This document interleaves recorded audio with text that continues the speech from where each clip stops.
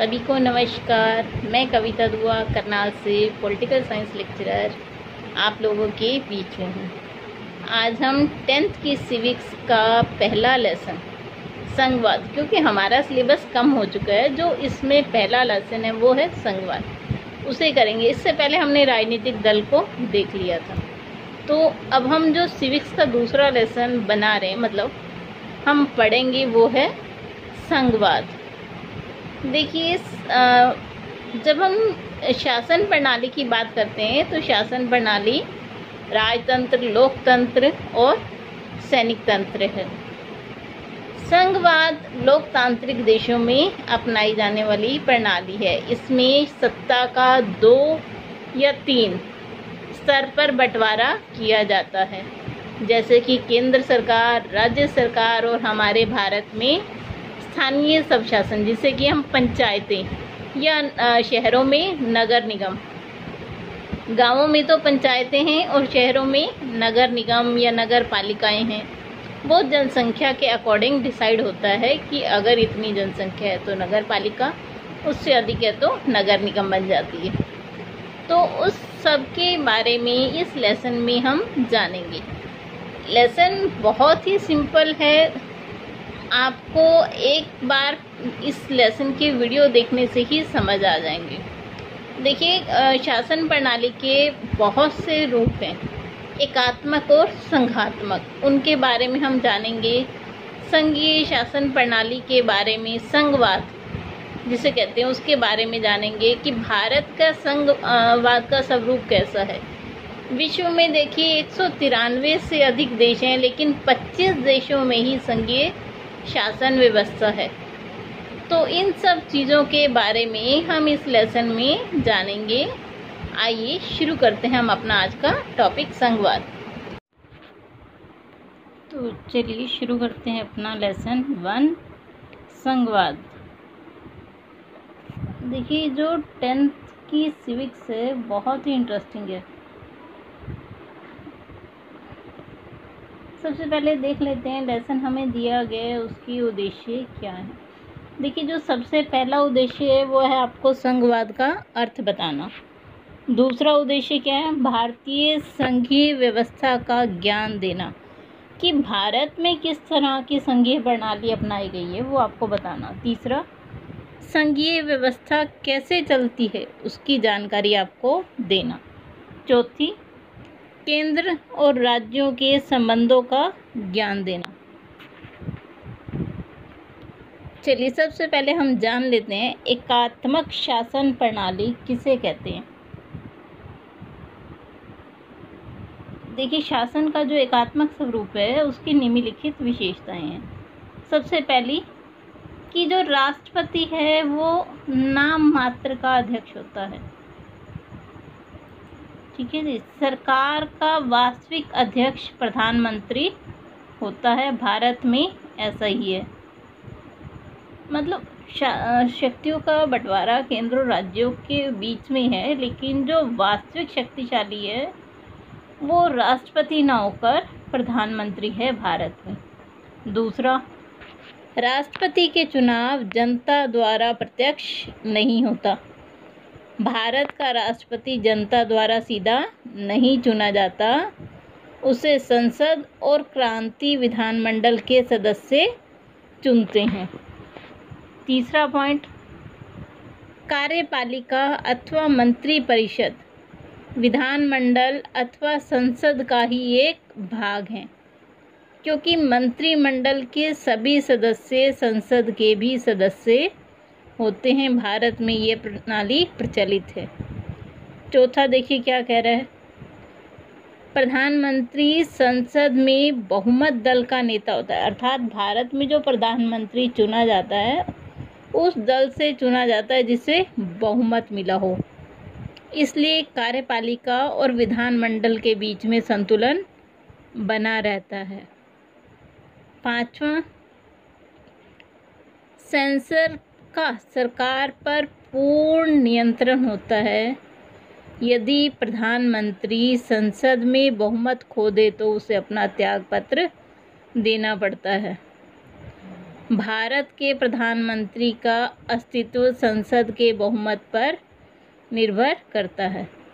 देखिए, जो प्रधानमंत्री है वो तब तक प्रधानमंत्री पद पर रहेगा जब तक कि उसे बहुमत प्राप्त है। मान लीजिए गठबंधन की सरकार बनी है, वो 5 मंत्री जिन्होंने 5 जो लोकसभा सदस्य हैं जिन्होंने प्रधानमंत्री किसी पार्टी को बहुमत में आने के लिए अपना सहयोग दिए, मान लीजिए वो अपना समर्थन वापस खींच लेते हैं तो सरकार उसी समय गिर जाएगी। अब हम देख लेते हैं संघात्मक शासन प्रणाली किसे कहते हैं। देखिए, शासन का संघात्मक रूप जो हमने पहला देखा था वो है एकात्मक रूप, और ये क्या है, संघात्मक। राष्ट्रपति ही नाम मात्र का और वास्तविक अध्यक्ष होता है। अध्यक्षात्मक सरकार में प्रधानमंत्री नहीं होता। इसका उदाहरण है संयुक्त राज्य अमेरिका। संयुक्त राज्य अमेरिका में देखिए राष्ट्रपति ट्रम्प सबसे शक्तिशाली हैं, वही वहाँ पे वास्तविक और नाममात्र दोनों ही अध्यक्ष हैं। वहाँ पर कोई प्रधानमंत्री नहीं होता, सिर्फ राष्ट्रपति ही वास्तविक अध्यक्ष होता है। राष्ट्रपति का चुनाव जनता द्वारा होता है, जैसे कि आप अमेरिका का उदाहरण देख लीजिए, डोनाल्ड ट्रंप का चयन जनता द्वारा किया गया। तीसरा, कार्यपालिका विधानमंडल का भाग नहीं होती। राष्ट्रपति और उसके सचिव विधानमंडल या कांग्रेस के सदस्य नहीं होते। संयुक्त राज्य अमेरिका में ऐसी ही पद्धति प्रचलित है। चौथा देखिए, राष्ट्रपति और संसद के सदस्यों का चुनाव करने के लिए अलग अलग चुनाव होते हैं, अतः जरूरी नहीं राष्ट्रपति भी उसी दल का हो जिसे कि बहुमत प्राप्त हो। ऐसा बहुत बार हो सकता है कि राष्ट्रपति किसी और दल से हो और जो संसद सदस्य हो वो किसी और दल से हो। अगला देखिए, संसद का राष्ट्रपति पर कोई नियंत्रण नहीं होता। अपने कार्यकाल में राष्ट्रपति को आसानी से नहीं हटाया जा सकता, जैसे कि अमेरिका के राष्ट्रपति को 4 साल की अवधि से पहले नहीं हटाया जा सकता। चलिए, अब हमने देखा कि एकात्मक स्वरूप क्या है, संघात्मक क्या है। अब हम देखते हैं कि इन दोनों में अंतर क्या है, क्योंकि जब तक आपको अंतर नहीं पता होगा तो ये चीज़ें आप समझ नहीं पाएंगे। देखिए, जो एकात्मक शासन प्रणाली है उसमें केंद्र सरकार शक्तिशाली होती है और उसमें केंद्र सरकार कमज़ोर होती है। संघात्मक में, एकात्मक में संविधान संशोधन केंद्र सरकार कर सकती है, लेकिन संघात्मक में अकेले केंद्र सरकार संशोधन नहीं कर सकती। तीसरा जो अंतर है, शक्तियाँ एक जगह पर केंद्रित होती हैं एकात्मक में, और संघात्मक में शक्तियाँ कई स्तरों पर विभाजित होती हैं। जो चौथा अंतर है, एकात्मक में एक ही नागरिकता होती है, जबकि कई संघात्मक में कई जगह दोहरी नागरिकता भी होती है। जो पांचवा अंतर है, देखिए, केंद्र सरकार राज्यों से शक्तियां ले सकती है एकात्मक में, मतलब सारी शक्तियां अपने पास ही रख सकती है, लेकिन संघात्मक में क्या है, दोनों ही स्तर की सरकारों के अपने अपने अधिकार क्षेत्र स्वतंत्र होते हैं। अब हम देख लेते हैं संघवाद क्या है। हमने शासन प्रणालियाँ जानी अब तक, एकात्मक, संघात्मक, एकात्मक और संघात्मक में अंतर जाना। अब हम जानते हैं संघवाद किसे कहते हैं। देखिए, संघीय शासन व्यवस्था में सर्वोच्च सत्ता केंद्र के पास होती है और उसकी विभिन्न अनुषंगी इकाइयों के बीच बट जाती है। जैसे कि हमारे भारत में केंद्र, राज्य, पंचायतें, नगर पालिकाओं में शक्तियों का विभाजन किया गया है। आमतौर पर संघीय व्यवस्था में 2 स्तर की सरकारें होती हैं। इनमें से एक सरकार पूरे देश के लिए होती है, जिस पर राष्ट्रीय महत्व के विषयों का जिम्मा होता है।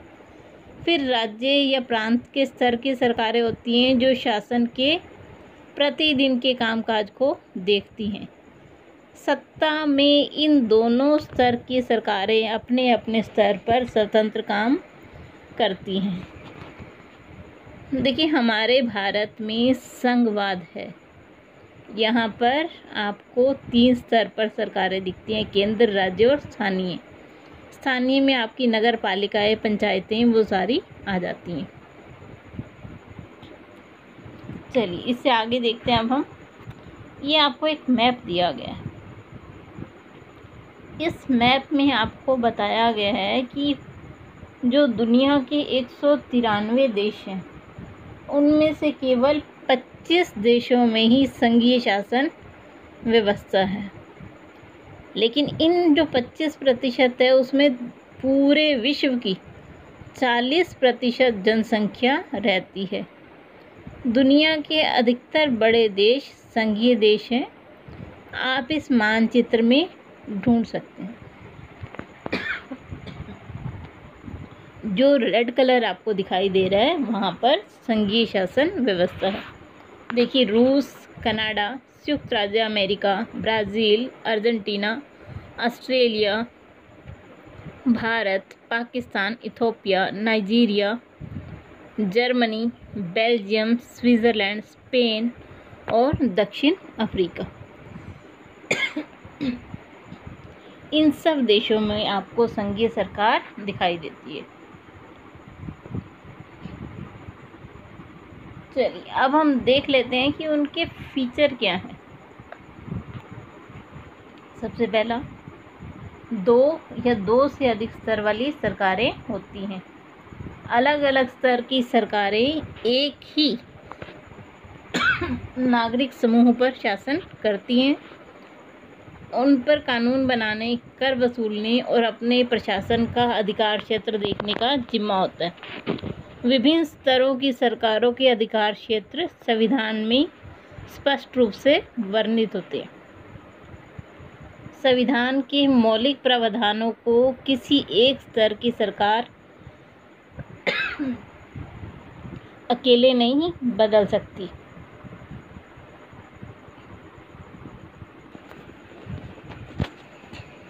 देखिए, अगर संविधान में परिवर्तन करना है तो अकेले केंद्र सरकार परिवर्तन नहीं कर सकती, उसे राज्यों से भी अनुमति लेनी पड़ती है।